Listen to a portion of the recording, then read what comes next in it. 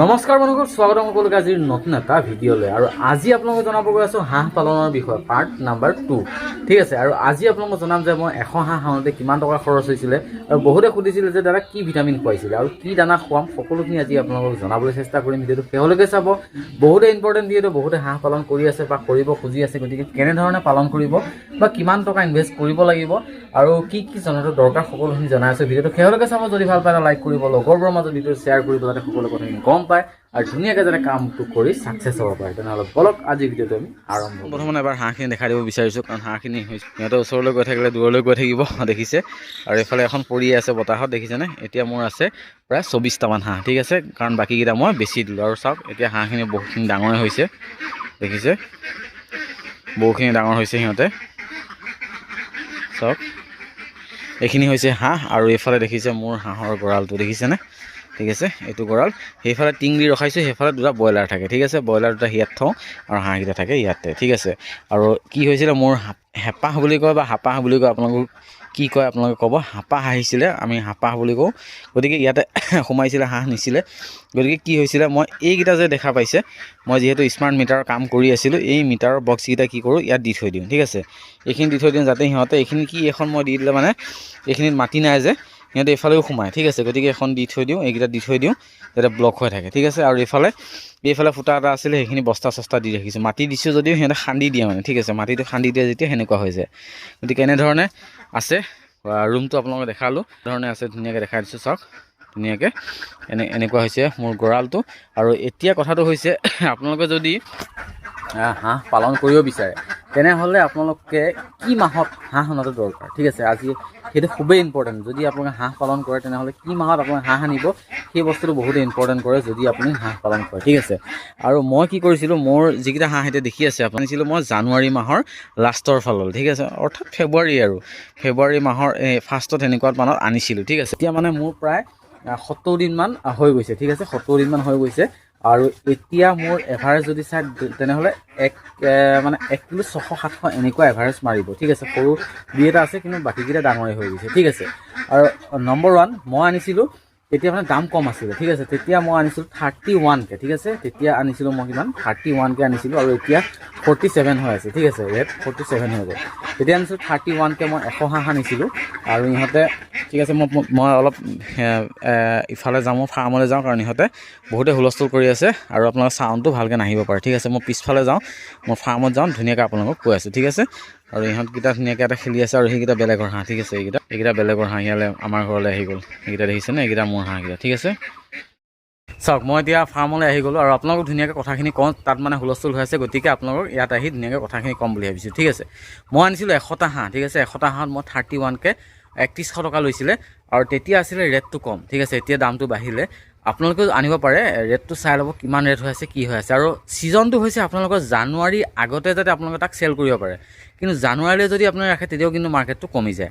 কাৰণ জানুৱাৰী মাহত চবেই কি কৰে, যেতিয়া ছিজনটো হয়, তেতিয়া চবেই ভাবে যে জানুৱাৰী মাহতে বিক্ৰী কৰিম। গতিকে আপোনালোকে ডিচেম্বৰৰ লাষ্টতে কি কৰিব, আপোনালোকে চেল কৰি দিব, তেতিয়া কিন্তু আপোনালোকৰ ৰেটটো পাব, ঠিক আছে। আৰু যদি যিহেতু এতিয়া বহাগ বিহু আহি আছে, বিহুৰ সময়ত আপোনালোকে চেল কৰিব পাৰে। বিহুৰ সময়ত ৰেট এতিয়া যিহেতু বাঢ়ি গ'ল, মই যেতিয়া ফাৰ্ষ্ট বিকিছিলোঁ, তেতিয়া কম আছিলে ৰেটটো। এতিয়া কিন্তু আপোনাৰ যোৰা 800ৰ পৰা 1000 টকা যোৰা হৈ আছে, ঠিক আছে।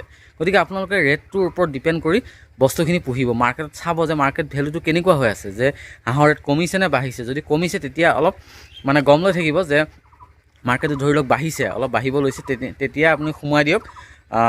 আপুনি ৰেডি বাৰ্ড কিনিব পাৰে। ৰেডি বাৰ্ড কিনি কেনে আপোনালোকে দুদিনমান পুহি আপুনি বেচিব পাৰে, তেনেকৈও পুহিব পাৰে। আৰু যোনে ভাবে যে মই সৰুতে ধৰি লওক আনিম, পোৱালিৰ পৰা আনিম, তেনেকৈও পাৰে, আপোনালোকৰ নিজৰ লগত কথা। আৰু মই আনিছিলোঁ 100 হাঁহ, আৰু তাৰ কাৰণে মই আনিলোঁ প্ৰায় 40 কিলোমান আপোনাৰ প্ৰি ষ্টাৰ্টাৰ দানা, ঠিক আছে। 1 নম্বৰত প্ৰি ষ্টাৰ্টাৰ দানা, সেইটো ল'লে আপোনাৰ 50 টকাকৈ পাৰ কিলো, ঠিক আছে। মই আপোনাক ডিটেইলছত কৈ আছোঁ, 50 টকাকৈ পাৰ কিলো 40 কিলোমান আনিলোঁ। তাৰপিছত আনিলোঁ মই ক্ৰাম্পছটো, ঠিক আছে। ব্ৰইলাৰ ক্ৰাম্পছটো আপোনাৰ ব্ৰইলাৰ ফিড আনিছিলোঁ, সেইটো আপোনাৰ BS, অৰ্থাৎ ব্ৰইলাৰ ষ্টাৰ্টাৰ আনিছিলোঁ, ঠিক আছে। তাৰপিছত ষ্টাৰ্টাৰ এবেগ আনিছিলোঁ। ষ্টাৰ্টাৰ অনাৰ পিছতে মই আনিলোঁ ফিনিচাৰ, ঠিক আছে। আপোনাক ষ্টাৰ্টাৰ অনাৰ পিছতে কিছুদিনৰ সেইটো বেষ্ট। আপুনি 20 দিনলৈ আপুনি প্ৰি ষ্টাৰ্টাৰ খুৱাব, 20 দিনৰ পিছৰ পৰা আপোনালোকে ষ্টাৰ্টাৰ খুৱাব। ষ্টাৰ্টাৰ এবেগ খুৱাই দিলে তাৰপিছত আপোনাৰ ক্ৰাম্পছ, আপোনাৰ ফিনিচাৰটো লৈ আহিব, ঠিক আছে। নহ'লে পেলেটটো আনিলে আপোনালোকৰ অলপ প্ৰব্লেম হ'ব, কাৰণ ডাঙৰ দানাটো আহে, গতিকে ক্ৰাম্পছ ফিনিচাৰটো আনিব, ঠিক আছে। ফিনিচাৰটো খাব পাৰে। তাৰপিছত মই ইয়াতে যদি আপোনালোকৰ লাগে পাৰ্ট 3 এটা লৈ আহিম। পাৰ্ট 3টোত আপোনালোকক ক'ম যে আপোনালোকে কেনেকৈ খৰচ কমাব, ঠিক আছে। আপোনালোকে হাঁহ পুহিলে নহ'ব, যদি আপুনি কষ্টিংটো কমাব নোৱাৰে তেনেহ'লে কিন্তু হাঁহ পুহিও লাভ নাই।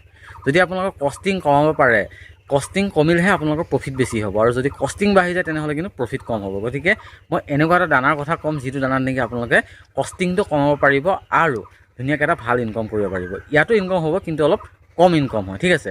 মই যিটো গম পালোঁ, মই ফাৰ্ষ্ট বেচ কৰিছিলোঁ, ফাৰ্ষ্ট বেচটোত মোৰ কিন্তু প্ৰফিট হৈছে, প্ৰফিট নোহোৱা নহয়, প্ৰফিট হৈছে কিন্তু কম প্ৰফিট হ'ব, ঠিক আছে। আৰু তাৰপিছত কি কৰিলোঁ, মই 4 বেগ 100 হাঁহত মই 4 বেগ দানা খোৱালোঁ। দানা খোৱাৰ পিছত 4 বেগ মানে 4.5 বেগ মানে হৈ গ'ল মোৰ। বেলেগৰ পৰা অলপ কিনিছিলোঁ, আধামান কিনিছিলোঁ, 30 কিলোমান কিনিছিলোঁ, তেনেকৈ অলপ 4.5 বেগমান দানা কিনিলোঁ। তাৰপিছত মই কি কৰিলোঁ, দানাৰ লগতে মই কিন্তু ভুচি, যিটো ধানৰ ভুচি বুলি কয়, গুড়া বুলি কয় আমাৰ ইয়াতে, গুড়া মানে ধানৰ গুড়াটো আৰু সেইটো খুৱাইছিলোঁ। তাৰপিছত ৰাইচ পলিচ অলপ অলপ দিওঁ, তেনেকৈ খুৱাইছিলোঁ। তাৰপিছত ভিটামিন কি ইউজ কৰে, সেইটো বহুতে কমন প্ৰশ্ন, ভিটামিন কি ইউজ কৰে, ঠিক আছে। ভিটামিন চাওক, এসপ্তাহলৈ আপোনালোকে যেতিয়া ফাৰ্ষ্ট আনিব, সিহঁতক কি কৰিব, প্ৰথম ORSৰ পানী দিব, নহ'লে আপোনালোকৰ চেনি পানী নহ'লে মিঠৈ পানী দিব পাৰে। তাৰপিছত হ'ল আপোনালোকৰ প্ৰথম এসপ্তাহলৈ কি কৰিব, আপোনালোকে ভিটামিন দিব, ঠিক আছে। ভিটামিন দিব প্ৰথম আপোনাৰ ফাৰ্ষ্ট 3 দিনৰ পৰা 4 দিন আপোনালোকে দিব আপোনাৰ এণ্টিবায়'টিক, ঠিক আছে। ৰাতিপুৱাৰ সময়ত এণ্টিবায়'টিক লগাব, চাইক্লিন নহ'লে লিডজেন পাউডাৰ আপোনালোকে দিব পাৰে, ধুনীয়াকৈ সেইটো এণ্টিবায়'টিক, ভাল এণ্টিবায়'টিক 3 দিন বা 4 দিন খুৱাব। তাৰপিছত আপোনালোকে কণ্টিনিউ কিন্তু ৰাতি আপোনালোকে ভিটামিন লগাব। ভিটামিন আপোনালোকে কি লগাব সেইটো বহুতে সুধি আছিলে, সেইটো আপোনালোকে জেনেৰেল আপুনি ভিটামিন এটা লগালে হ'ল, যি ভিটামিন আপুনি খুৱায়। মই খুৱাইছিলোঁ কিন্তু ভিমাৰেলে খুৱাইছিলোঁ, আপোনাৰ সৰু যিটো 50 ml নে কিমান আছিলে সেইটো খুৱাইছিলোঁ, 112 টকা নে কিমান লৈছিলে।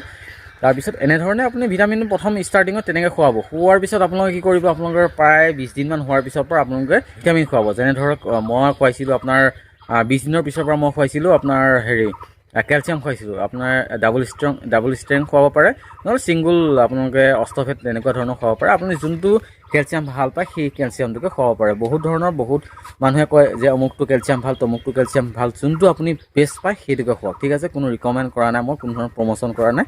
যোনটো কেলছিয়াম আপুনি ভাল পায় সেই কেলছিয়ামটো খুৱাব পাৰে 20 দিনৰ পিছত। তাৰপিছত আপুনি খুৱাওক ৱেটৰ কাৰণে, মানে 30 দিনৰ পিছৰ পৰা আপুনি খুৱাওক জিপ্ৰমিন এটা, আপোনাৰ ½ লিটাৰ জিপ্ৰমিন এটা আনক, আপোনাৰ যিটো দানা দিব, দানাত 1 চামুচমান দি দিব। তেনেধৰণে আপোনালোকে কণ্টিনিউ 20-25 দিন কৰি দিয়ক। তাৰপিছত আপোনালোকে ৱেটটো নিজে গম পাব যে ৱেট কিমান বাঢ়িছে, কিমান বঢ়া নাই, তেতিয়া নিজে আপোনালোকে গম পাব, ঠিক আছে। আৰু জিপ্ৰমিনটোৱে কিন্তু ৱেট অহাত সহায় কৰে, ঠিক আছে। আৰু মই এতিয়া মোৰ যিহেতু 70 দিন হৈ গ'ল আৰু বেচিব পৰা হৈ গ'ল, গ্ৰাহক আহিও আছে, অৰ্থাৎ বেপাৰী আহি আছে, কৈছে 800 মানকৈ দি আছোঁ যোৰা, দিয়ক। মই দিয়া নাই, কাৰণ যিহেতু বিহু আহি আছে, বিহুত আমাৰ ইয়াতে মেলা হয়, গতিকে মেলাৰ ছিজন আহি আছে।